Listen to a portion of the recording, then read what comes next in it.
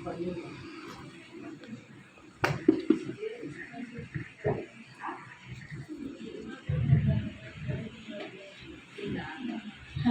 Praise lord.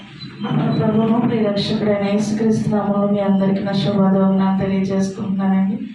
మరి గతించిన సంవత్సరాల్లో వివాహం కాకముందే ఈ ప్రోగ్రామ్ నేను బైబిల్ ఫౌండేషన్ కార్యక్రమం చూశాను.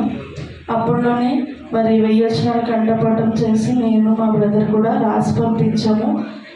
అయితే కొన్ని పరిస్థితుల్లో మాకు తిరిగి రెస్పాన్స్ ఏమీ రాలేదు. తర్వాత నేను కూడా మామూలుగా డైలీ అనుదిన వాక్యం చదువుకోవడమే కానీ కంఠపాఠం చేయలేదు.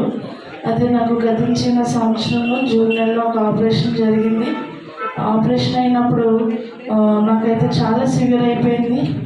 డాక్టర్ గారు అన్నారు ఆపరేషన్ అయిన తర్వాత ఈ అమ్మాయికి ఒకసారి బ్రీతింగ్ కూడా ఆగిపోయింది, మరి దేవుడే జీవం పోసారన్నారు. దేవునికి స్తోత్రం, హల్లెలూయా.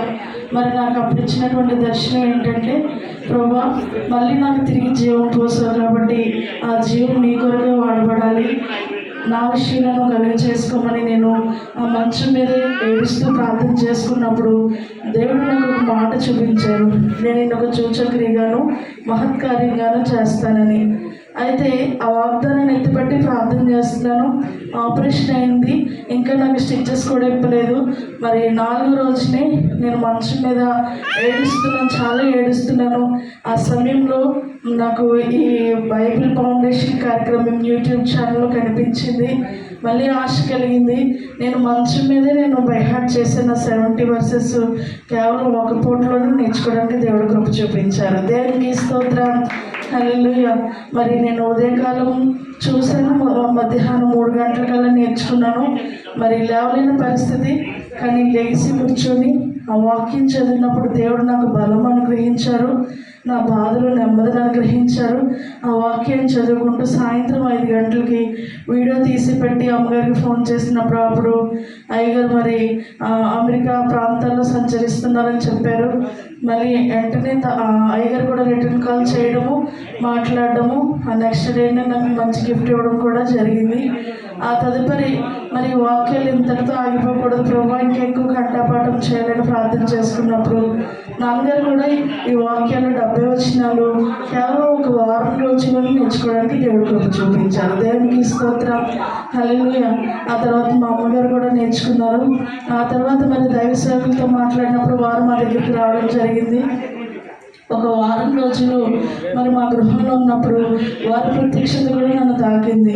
ఈ వాక్యం ఒకటే మన ఉన్నత స్థితిలోనికి, ఉన్నత స్థాయిలోనికి తీసుకువెళ్తుందని దైవసేవకులు నన్ను ధైర్యపరిచినప్పుడు మరి గతించిన సంవత్సరాల్లో నేను చదివాను కదా, ఎందుకు విడిచిపెట్టేయాలని ఆ 1000 వచనాలు మళ్ళీ రివిజన్ చేసుకోవడానికి ఆ ఉన్న 4 రోజుల్లోనే అమ్మగారికి కీర్తనలు 50 అధ్యాయాలు, సామెతలు 10 అధ్యాయాలు, మత్తయి సువార్త 5, 6, 7 అధ్యాయాలు, ఈ అధ్యాయాలని చెప్పడానికి దేవుడు కృప చూపించారు. అయితే వారు అన్నారు, మళ్ళీ మేము తిరిగి వచ్చేసరికి నువ్వు ప్రకటన గ్రంథం నేర్చుకోరా, అందులో కూడా చాలా అనుభవాలు నేర్చుకుంటావు, చాలా ప్రత్యక్షత నన్ను తాకింది, నిన్ను కూడా తాగుతుందని దైవసేవకులు చెప్పినప్పుడు వారు వెళ్ళి ఇంకొక 2 నెలల్లో వస్తానన్నారు. కానీ నేను 15 రోజుల్లోనే ప్రకటన గ్రంథం కంఠస్థం చేయడానికి దేవుడు కృప చూపించారు. మరి రోజుకి 15 నుంచి 16 గంటలు చదివేదాన్ని. నాకు ఒక చిన్న బాబు, కానీ దేవుడి కృప వల్ల ఆ బాబుతో చదవడానికి దేవుడు కృప చూపించారు.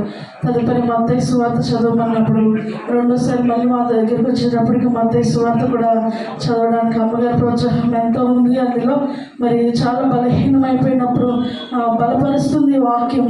నా శరీరానికి ఆరోగ్యం ఇచ్చింది, దేహానికి ఆరోగ్యం, ఎముకలకు సత్తు అనుగ్రహించింది, నా బాధలో నెమ్మది దయచేసింది.